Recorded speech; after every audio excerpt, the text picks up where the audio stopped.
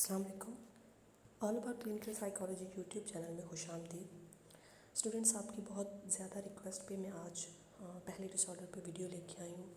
आप चाह रहे थे कि आसान सी लैंग्वेज में आपको डिसऑर्डर समझाया जाए एग्ज़ाम्स की तैयारी के लिए, तो हियर इट इज़। पहला डिसऑर्डर OCD, इस पे आज वीडियो बनाऊँगी, ठीक है। तो ये बहुत इम्पॉर्टेंट है पास्ट पेपर्स के हिसाब से, तो मैं कोशिश करूँगी कि आपको इम्पोर्टेंट जो डिसऑर्डर्स हैं उन पे वीडियोस बना के मैं अपलोड कर दूँ, ठीक है। बिल्कुल की पॉइंट्स हैं, ठीक है, कोई भी मुश्किल चीज़ नहीं है, आप इसको नोट कर लीजिए साथ साथ। तो 2-3 बार आप सुनेंगे वीडियो को, ठीक है, आपको याद हो जाएगा, आई एम श्योर। ठीक है, चलिए स्टार्ट करते हैं। DSM-5 page 237। DSM-5 पे इसका पेज है 237। उर्दू में इसको बोलते हैं ख्यालात का तसल्लुत और जबरी अफ़ाल का मर्ज़, ठीक है। इंग्लिश में ऑब्सेसिव कंपल्सिव डिसऑर्डर यानी OCD। अब OCD में ऑब्सेशन क्या है, ठीक है, और कंपल्शन क्या है, इन दोनों में फ़र्क आपको बहुत अच्छी तरह से पता होना चाहिए, क्योंकि प्रैक्टिकल्स में हमारा जो वाइवा होता है उसमें 90% चांसेस होते हैं कि हमसे ये क्वेश्चन पूछा जाता है कि ऑब्सेशन और कंपल्शन में फ़र्क बताएं, ठीक है, डिफरेंस क्या है। तो सबसे पहले ऑब्सेशन है, ऑब्सेशन को पढ़ेंगे, ठीक है। व्हाट इज़ ऑब्सेशन, ये इसकी डेफिनेशन है। Recurrent and persistent thoughts, urges और images that are intrusive and unwanted, ठीक है। रिकरेंट का मतलब है बार बार होने वाली, परसिस्टेंट का मतलब है मुस्तकिल, ठीक है, इंट्रूसिव का मतलब है बिना बुलाए जाने आने वाली, ठीक है। तो इसका शॉर्ट आपने ये कहना है कि ऑब्सेशन क्या होते हैं, recurrent and intrusive thoughts which are unwanted, ठीक है, ये लाइन आपने याद कर लेनी है। और इसका क्या मतलब है कि ऐसे ख्यालात जो बार बार आते हैं, यानी जबरी ख्यालात होते हैं, ये इंसान चाह नहीं रहा होता कि ये ख्यालात उसको तंग करें, लेकिन वो उसको तंग कर रहे होते हैं, बार बार आ रहे होते हैं, जो कि एंजाइटी क्रिएट करते हैं, ठीक है। तो कंपल्शन क्या है, कंपल्शन है रेपिटेटिव बिहेवियर्स, ठीक है, और मेंटल एक्ट्स। रेपिटेटिव बिहेवियर्स भी बोल सकते हैं इनको, मेंटल एक्ट्स भी बोल सकते हैं, that the individual feels driven to perform in response to an obsession, ठीक है। ऑब्सेशन के नतीजे में हम क्या करते हैं कि एंजाइटी क्रिएट होती है, ठीक है, बार बार ख्याल आते हैं, एंजाइटी हो जाती है, ठीक है। उसको दूर करने के लिए, उससे रिलीफ पाने के लिए जो पेशेंट है वो कंपल्शन करता है, यानी कि उसको फिज़िकली एक्ट करता है, ठीक है। रेपिटेटिव बिहेवियर्स होते हैं, बार बार करता है, ख्यालात बार बार तंग करते हैं, एंजाइटी होती है, कंपल्शन करता है, ठीक है। इसको OCD साइकिल भी बोलते हैं, जो कि एंड पे मैं आपको बताऊंगी, ठीक है। अब कंपल्शन क्या है जी, रेपिटेटिव बिहेवियर्स है, ठीक। रेपिटेटिव बिहेवियर्स और mental acts that the individual feels driven to perform in response to an obsession, okay. ये 2 डेफिनेशंस होगी, इनमें डिस्क्रिमिनेट क्या करना है। ऑब्सेशन क्या है, रिकरेंट एंड इंट्रूसिव थॉट्स हैं जो कि अनवांटेड है, ठीक है। कंपल्शन क्या है, रेपिटेटिव बिहेवियर्स हैं या मेंटल एक्ट्स, ठीक है, जो कि फिजिकली परफॉर्म करता है, ओके जी। नेक्स्ट पेज है हमारा डायग्नोस्टिक क्राइटेरिया, यानी कि डायग्नोस करना है OCD को, उसको डायग्नोस करने के लिए क्या क्राइटेरिया है जिस पे पेशेंट की सिम्टम जो है वो पूरी उतरनी चाहिए, ठीक है। इसमें 4 पॉइंट्स आते हैं। प्रेजेंस ऑफ ऑब्सेशंस एंड और कंपल्शंस। अब इसका क्या मतलब है कि यानी कि OCD में सिर्फ ऑब्सेशंस होंगे तब भी ठीक है, सिर्फ कंपल्शंस हो सकती हैं तब भी ठीक है, ठीक है। और मोस्ट कॉमन जो होते हैं डिसऑर्डर में ऑब्सेशन और कंपल्शन दोनों ही होती हैं, ठीक है, लेकिन अलग अलग भी, यानी कि सिर्फ ऑब्सेशन हो तब भी हो सकता है OCD, और कंपल्शंस हो तब भी हो सकता है, लेकिन आम तौर पर दोनों ही होते हैं, ठीक है। सेकंड पॉइंट है टाइम कंज्यूमिंग, यस, क्योंकि टाइम कंज्यूमिंग होगा तो डेली लाइफ जो है वो डिस्टर्ब होगी, ठीक है। अगर डेली लाइफ डिस्टर्ब होगी तभी इसका मतलब ये है कि डिसऑर्डर सीवियर हो गया, ठीक है। अब डेली लाइफ को डिस्टर्ब करना शुरू कर गया है, तो टाइम कंज्यूमिंग यानी बार बार जो है एक ही काम को करता है तो वो टाइम लगता है उस पर, यानी आधा आधा घंटा, घंटा 2 घंटे।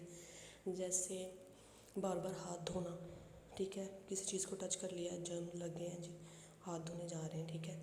बार बार गुंडियाँ चेक करने जा रहे हैं, लॉक लगाया कि नहीं लगाया, ठीक है।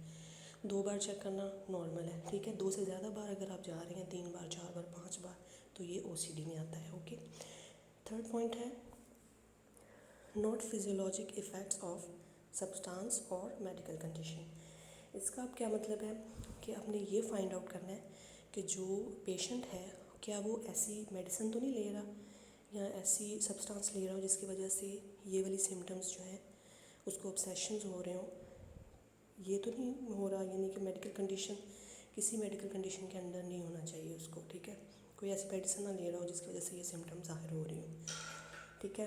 नेक्स्ट हम फोर्थ पे जाते हैं, not better explained by another disorder, ठीक है। अब इसका क्या मतलब है, an obsession with personal experience like in dysmorphic disorder, यानी कि हमने इन सिम्टम्स को जो है वो इसी क्राइटेरिया पे OCD की जो है वो पूरी उतरनी चाहिए। कोई और डिसऑर्डर की सिम्टम अगर आ रही है तो वो इसमें फॉल नहीं करेगा उसको। इसका मतलब है कोमोर्बिडिटी है प्लस OCD के साथ कोई और डिसऑर्डर है, यानी डिस्मॉर्फिक डिसऑर्डर भी हो सकता है।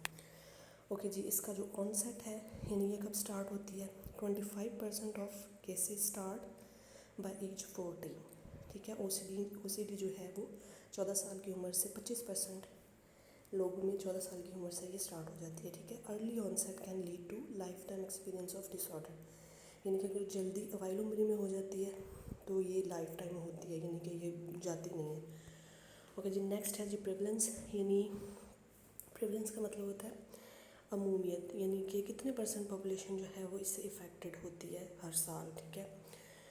प्रेवलेंस है इसकी कितनी अमूमियत है जी, 3% पॉपुलेशन इज़ अफेक्टेड, ठीक है। बहुत ही सादा से की पॉइंट्स हैं, ठीक है, आपने इनको याद रखना है।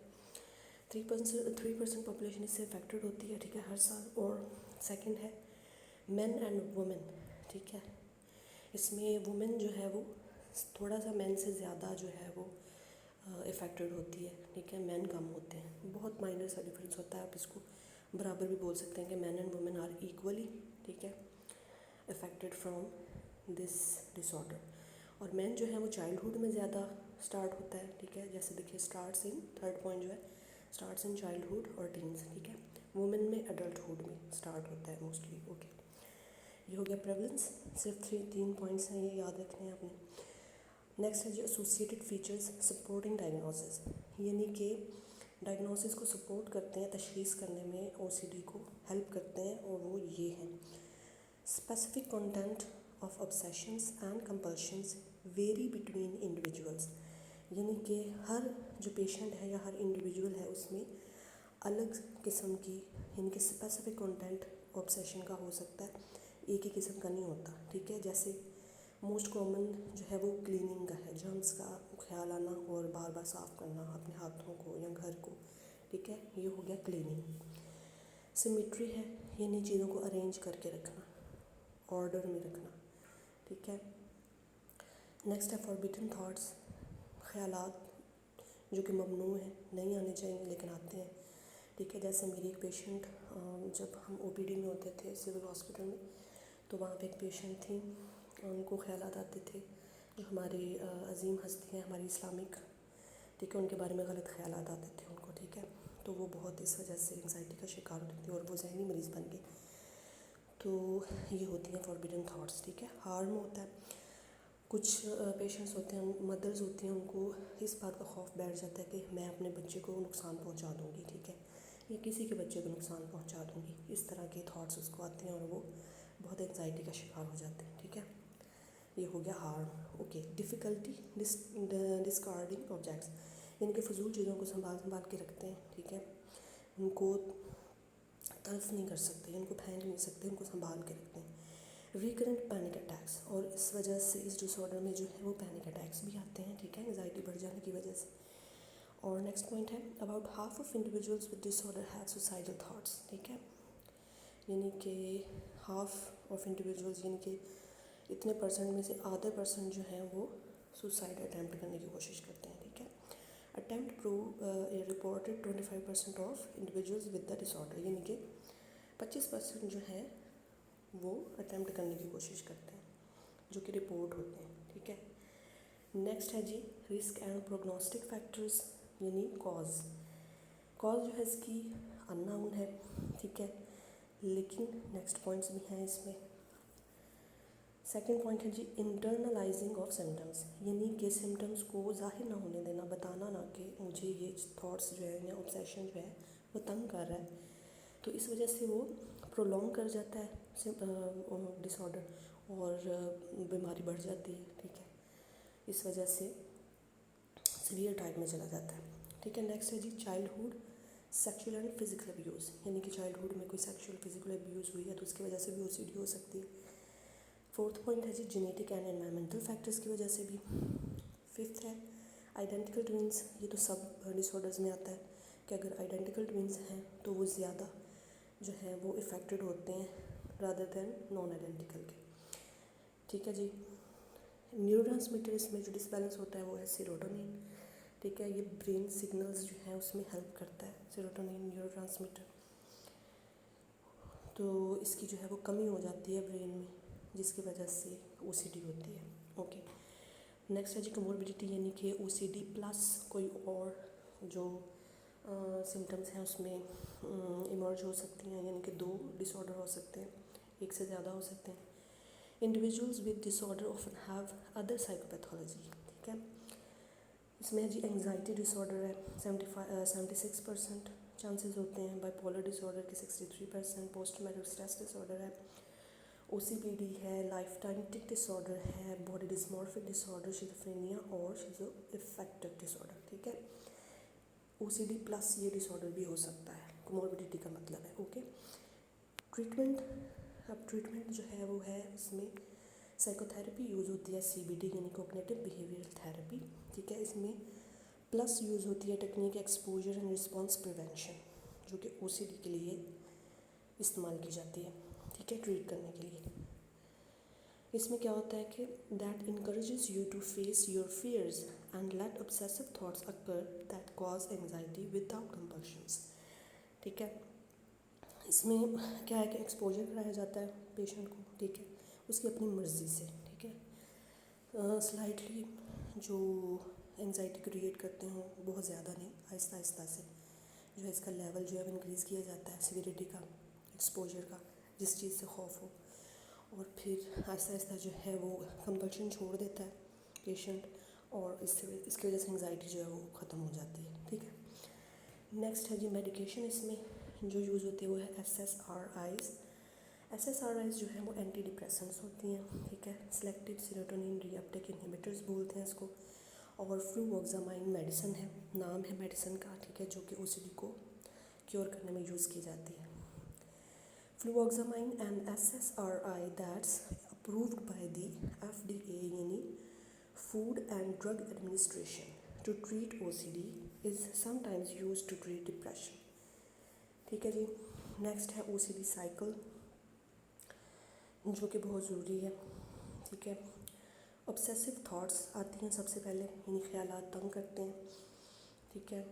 फिर जी नेक्स्ट एंजाइटी क्रिएट होती है, ठीक है, एंजाइटी इतनी क्रिएट होती है कि पैनिक अटैक्स भी हो सकते हैं, ठीक है, और उससे इंसान जो बचने के लिए, रिलीव करने के लिए कंपल्शंस करता है, ठीक है, कंपल्सिव बिहेवियर करता है, ठीक है। कंपल्सिव बिहेवियर जो है वो टेम्परेरी रिलीफ देता है, ठीक है, उसके बाद फिर से ऑब्सेसिव थॉट स्टार्ट हो जाती हैं, ठीक है, फिर एंजाइटी क्रिएट होती है, और ये साइकिल जो है वो चलता रहता है, दैट्स वाई उसकी डेली लाइफ जो है वो डिस्टर्ब हो जाती है, ठीक है, रोज़मर्रा के काम नहीं कर सकता, अपनी जॉब पे नहीं जा सकता कोई पर्सन, ठीक है, बहुत ज़्यादा जो है सीवियर टाइप हो जाती है। तो ये था friends and students OCD, I hope कि आपको समझ आया हो। प्लीज़ मेरी वीडियो को लाइक ज़रूर कीजिए, अगर आपको अच्छी लगी है तो कमेंट्स में भी ज़रूर बताइए मुझे, ताकि मेरी हौसला अफजाई हो। और नेक्स्ट आप किस डिसऑर्डर पे वीडियो चाहते हैं वो मुझे आप कमेंट्स में ज़रूर बताइए, इंशाल्लाह मैं कोशिश करूँगी आपकी उम्मीद पे पूरा उतरने की। ओके जी, अल्लाह हाफ़िज़।